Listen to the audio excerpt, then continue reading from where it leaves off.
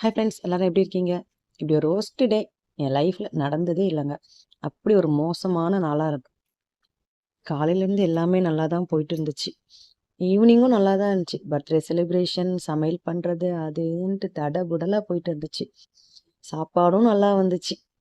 கிட்டத்தட்ட 2-3 கிலோ பிரியாணி கிட்ட செஞ்சோம். நல்லாவே வந்துச்சு. எந்த ஒரு குறையும் இல்லை. ஆனால் சொதப்பல் எங்கே நடந்துச்சு? கேக்கில் தான். கேக்கு பக்கா ஃபினிஷிங் எல்லாம் முடிஞ்சு ஃபாண்டன்ட் எல்லாம் ரெடி பண்ணி வச்சு செட் பண்ணலான்னு போகும்போது தான் இந்த மாதிரி ஆப்பு நடந்துச்சுங்க. என்ன பண்ணுறதுனே தெரியல. கரண்ட்டு போயிடுச்சு. சுத்தமாக ஸ்டன் ஆகி நின்றுட்டேன்.